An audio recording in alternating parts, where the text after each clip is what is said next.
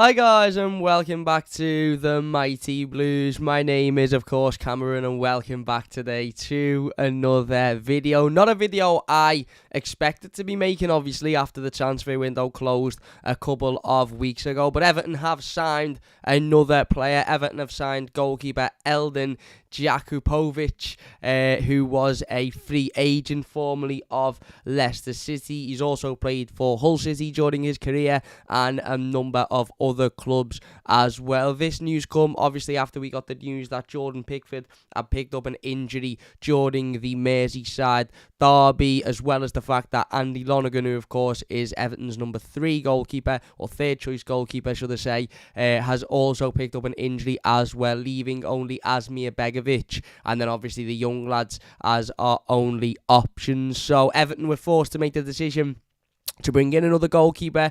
It was sort of evident that the club would have to do that after the news of Jordan Pickford's injury become present, because obviously Andy Lonergan was brought in to be sort of an emergency plan really. Never played a game of football for Everton, being here over a year now of course. So when we heard the news of Jordan's injury and then when we heard the news of Andy Lonergan's injury, it became quite evident that we were going to have to bring in another goalkeeper. There were a number of names being floated about, names like Ben Foster, who was today announced his retirement from football, but obviously previously was still very much in the hat for Everton's who approach, and other names as well. But Frank Lampard and Kevin Thelwell decided to go with Eldin Jakupovic. So if you read the full statement from Everton, it says Everton have signed goalkeeper Eldin Jakupovic on a short-term contract following recent injuries to Jordan Pickford and Andy Lonergan. Jakupovic was a free agent after leaving Leicester City in the summer, having spent 5 years at the Midlands club. He was born in Bosnia and Herzegovina and is a Switzerland international whose previous clubs include Hull City, Lokomotiv Moscow and Grasshoppers Zurich. He strengthens Everton's goalkeeping options, with Pickford expected to be out until after the international break at the end of the month due to a thigh injury sustained in the Merseyside derby, and Lonergan set to be out for a few weeks as he completes his recovery from a knee injury. I have heard from a couple of inside sort of sources that the deal to bring in Jakupovic is sort of a just in case, if you like. It is sort of to keep the options, or keep the squad depth sort of up and add another experienced head into that mix, because there was questions obviously when this signing was announced as to whether or not this has any indication on Jordan Pickford's injury, because of course we got the news late last week that last Sunday's game against Arsenal was to be postponed following the death of Queen Elizabeth II, and we actually didn't get this signing announced until after that. So it was quite evident last week, once the Arsenal game was postponed, that was one of the games Jordan Pickford was going to miss, because we knew Jordan was out prior to that game. So it was almost like maybe given that Jordan's obviously going to miss this game anyway because it's being postponed, maybe we won't have to go and find the need to bring in another goalkeeper, because it's one less game that Jordan would have played in anyway. However, then when we got the news that we were signing another goalkeeper, it was almost like, well, does this sort of mean that Jordan's injury is worse than expected and we're expecting him to be out for longer? As I said, the club stating there and other sources stating that Jordan is set to be out till after the international break, but it's more Andy Lonergan's injury that's going to keep him out for a little bit longer, which was why we've had to go out and bring in Jakupovic. We have had the news today that England's squad has been announced for the upcoming international break. Connor Cody has been selected for the squad, so massive congratulations to Connor. And obviously there's no surprise that Jordan Pickford has been left out of that team. Obviously he's out injured at the moment, of course, which means there's no reason as to why he would be in that squad. But it's good for Everton, of course. As I said, last week's postponement of the game meant that it was one less game that Jordan would have missed, that we obviously we hadn't had to play. The international break means it's another week that Jordan will have missed that obviously Everton aren't playing in. So we've got West Ham, which I suppose is probably the only game that Jordan will miss, on the assumption that hopefully he'll be back, after that international break. Whether he'll be back straight after it, we don't know. But, that's automatically gone from what could have possibly been 3 games to 1 game, obviously, with being West Ham at the weekend. And Obviously Asmir Begovic will step in and will be capable of doing a job there as he has done previously. But as I said, it's good news that Jordan hasn't gone away with England, even though he wouldn't have anyway because he's injured. But it means he can rest, rehabilitate, and obviously get himself ready for the upcoming fixtures with Everton in desperate need of wins now, of course. Playing well, doing well, working hard, doing the right things, battling well. We are actually going to do another live stream. I'm going to try and do it tonight. It might have to be a late one. Doing a transfer window review, obviously before we go into tomorrow's game preview for the West Ham game. The reason why there hasn't been any content over the last couple of days, and I apologise, I did put up a little post on the community section of the channel yesterday, but I don't know whether many people saw it. But the reason for the lack of content is I've been struck down with some form of cold, some form of illness, some form of, whatever it is. I don't know what it is, but it's completely wiped me out over the last 3 or 4 days or so. Everything's aching. I've been sneezing constantly, and if I was to do a live stream, it would be me barely speaking because I couldn't really speak, and sneezing every 2 seconds. So I thought, what's the point in doing one when it's not going to be very entertaining? So I apologise for that, but I'm on the better end of it now. So we're back. The content is back. But yeah, again, in terms of the Jakupović signing, I mean, if you have a look at his previous sort of seasons, the last time he had any sort of consistent playing time was in the 2016-17 season for Hull, in which he actually played 22 Premier League games in. Which is quite significant. Obviously, it shows that he's got that experience. He played 54 games for Hull altogether, 81 for Grasshoppers Zurich. He actually only played 4 games for Leicester, and he was there for quite some time, as we mentioned before. He played 15 for Leicester's under-21s as well. So he's got experience, especially, as I said, in that 2016-17 Premier League season. Since then, you're talking less than 15 games for Leicester, including, as I said, but less than 20 games, sorry, including their under-21s, less than 5 games for Leicester, their first team. He has picked up an FA Cup medal, of course, because they've won an FA Cup in that period of time. But I don't think there's much reason to be any form of anything really about this signing, and that's no disrespect to Eldin himself. One thing I would say is I remember sitting here and doing a video and talking about when Everton signed Andy Lonergan, and it was very much a conversation of he's probably never going to play for Everton. There's no real need to sit here and have a massive conversation about him. He's coming in as a 3rd, 4th choice goalkeeper. It's very, very, very unlikely that he'll ever put an Everton shirt on in a competitive game of football. It's even more unlikely that he will. It's even less. He probably never put an Everton shirt on in any game. It's even less likely he'll put one on in a competitive game of football. I don't even think Andy Lonergan's featured in a friendly, because obviously when we've not used Asmir Begovic or we've not used Jordan Pickford, we've used Harry Tyrrell or João Virginia, one of the younger goalkeepers. But as the time's gone on since Andy Lonergan has signed for Everton, you hear more and more players come out and talk about, him and his atmosphere and his, his personality and his experience and how much he helps other players around the team and how much he helps the goalkeepers and how much he helps everybody at the club, because he's that, he's of that age and that experience and that maturity where he can be one of those figures that we mightn't look at and think too much about because he's not playing and he's very rarely in the match day squad and he's sort of just there to fill a space. But for those players that are visiting Finch Farm every single day and for those players that are training every single day, he seems like a very, very likeable character. And we've seen this before in football as well. Scott Carson at Manchester City, Richard Wright was at Manchester City for years, and you look at Scott Carson and from an outside you'd look and go, why has Scott Carson got a contract at Manchester City? He was an average goalkeeper 10-15 years ago when he was prime. How is he playing for the best team in the country and one of the best teams in the world? And then you actually listen to what Pep Guardiola and Manchester City players have to say about Scott Carson. You listen to what Ederson, who's one of the best goalkeepers on the planet, has to say about Scott Carson, and it all makes sense. Okay, he mightn't have a chance of starting games or playing games for Man City, but his personality, his experience, his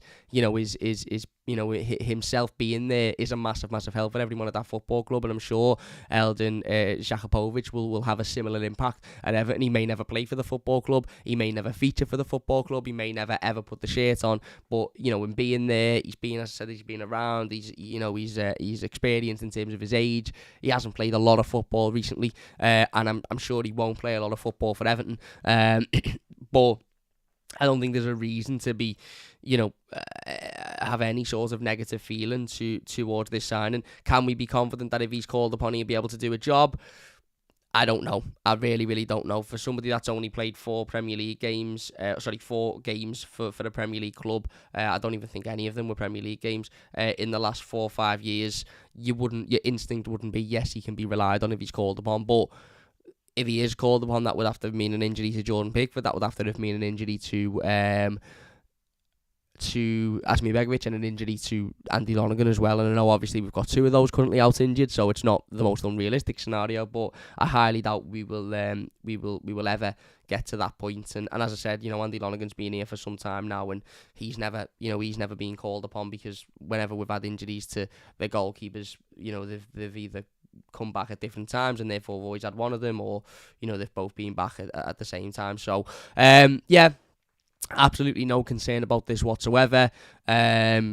Ultimately, listen, the bones of it and the simplisticness of it is that Eldin Jakupovic is coming in as a backup. He's coming in as a number 4 goalkeeper. He will probably never, ever play a game of football for Everton. But his experience and his maturity and his personality, I'm sure that is something that they really, really, really looked into when signing another goalkeeping option. It was always going to be a case of, right, okay, this lad's probably not going to play for the club, so if we're bringing somebody in, we need to make sure that a good person, that the good personality wise, the good experience, they can help people out, and almost like a coach, really, because that's what Andy Lonergan is, really, isn't he? I mean, he's a player, but he's almost like a coach to Jordan Pickford and to Asmir Begovic, and to the young lads as well, because ultimately, as I said, he's been involved in he's been a part of a squad that have been involved in some of the biggest games in football. We won't talk about what team he was playing for at that time, but nevertheless, he was there, and I assume, Eldin Jakupovic is being brought in for a similar reason, to give us that security, but also because of his, personality and experience and ability to help others. But yeah, again, it's a signing, so I thought, what, we'll sit down and we'll talk about it. Why not? Because why would we not talk about the signing? Because we've talked about every other signing, so it's only fair that we talk about Jakupovic as well. Let's get into some of the live comments then. If you are enjoying, please hit that like button. Only takes a second. Ryan and Tuesday Delaney says, hi, what's happening? Kev says, hey, be a good game against West Ham, says Kev. It will be. Interesting to see who Everton's captain will be in that game. I know Eugene says, I think Connor Cody will take the captain's armband. We are going to do the game preview tomorrow, as I mentioned, and during that game preview we will do a predicted starting 11, and during that predicted starting 11 I will talk about who I think will be captain. Spoiler, I don't think it will be Connor Cody, not because of anything other than I just don't think it will be him. I mean, if it was him, I'd have no problem, because he's a leader. He's been absolutely brilliant since he's come into the football club. He's not put a foot wrong. He's got everything that it takes to be a captain. I just don't think it will be him. But it's definitely interesting, because we don't know, obviously Jordan's out injured. The assumption is that Seamus Coleman, although he's fit and would be available to play, the assumption is he won't play, because Nathan Patterson has been, again, absolutely faultless, and it would mean Frank changing the team around unnecessarily, I think, to play Seamus Coleman. So yeah, it will be interesting to see who captains the team, and it'll also be interesting to see who plays as well, who the manager goes for. Will he go with Tom Davis again, who I thought was very, very good in the Merseyside derby? Will he go with that midfield three of Garner, Onana and Iwobi that we all want to see because of the potential of that? It will definitely be interesting to see who makes the team. Obviously, the players have had an extra week's rest that they wouldn't have usually had. I don't think West Ham will have had that, because West Ham play tonight. I actually believe West Ham play in a couple of hours' time. So, yeah, they play today at 8 o'clock away from home against Silkeborg, who are a side from... Bear with me 2 seconds. Somebody's going to get this before I am, aren't they? Silkeborg IF. Why isn't that letting me pick? They are a team from Denmark. There you go, Denmark. So again, not too far of a tip for West Ham. But yeah, again, obviously significant less rest than what Everton will have had. So it's a big game. It's a big game. Everton have got to win it for me. Because we're playing well and things are going well at the moment and we're doing well and we're doing okay, but things, we've got to start picking up wins, and this, although will be a difficult game and will certainly be a tough game, this is a perfect opportunity to pick up a 3 points in my opinion. Kev says we'll never have the likes of watching players like Trevor Steven on the wing. Good days. Eugene says, and we just read that, he averages 5 to 6k a game. Is that his wage? Who are we talking about there? Because Jakupović will probably never play, so he will average whatever he's being paid for no games. Same with Andy Lonergan, who's never played, so I don't know who we're referring to there. Ellis Sims was on loan to Hearts, he scored more goals. Listen, Ellis Sims went off injured yesterday, firstly, for Sunderland, so the hope is that there's nothing too serious in that. Whether Ellis Sims is ready to be a Premier League player or not, we will only know when he gets an opportunity to play in the Premier League. The step up from League One to the Championship is gigantic. The step up from the Championship to the Premier League is even bigger. The step up from Scottish football to the Premier League is gigantic as well. So, I get Ellis Sims is doing well, and that's great, and he's doing brilliantly, but there was obviously a reason as to why he was loaned out, and that was because whether it be Kevin Thelwell or the manager, whoever it was, didn't believe he was good enough to be a part of this squad this season in the Premier League. That is what it is. I know in hindsight we look at it now and think, well, with the lack of striking options, we maybe could have done with keeping him, but yeah. Anyway, look, we are going to leave that one there then. Everton have signed a goalkeeper, Eldin Jakupovic. Let us know your thoughts in the comment section down below. I'm not sure many people will have many thoughts, to be honest, because I think this literally is a case of Everton signing a goalkeeper that will probably never play for the football club, that will come in with experience and with, hopefully a good personality and just be somebody that's good to have around and somebody that is a little bit of a security blanket because of the injuries we've got currently. But the hope that Jordan Pickford can be back straight after the international break means he obviously only misses one game, and then Andy Lonergan coming back, obviously there's a little bit less stress on that because of the Jakupovic deal. But there you go. Let us know your thoughts. If you have enjoyed this one, please do leave a like. Massive thank you to everybody in the live comments. I really do appreciate it. Once again, I apologise for the lack of content over the last couple of days or so. The content will be back. We are going to do a transfer window roundup, but I thought we best talk about the new signing before we do that roundup because we've signed somebody else. That will be coming very, very soon, so look out for that one. And yeah, obviously, as I said, the preview to the West Ham game will be tomorrow. But if you've enjoyed this one, please leave a like, subscribe if you're new. It means a massive amount to me, and we'll see you later.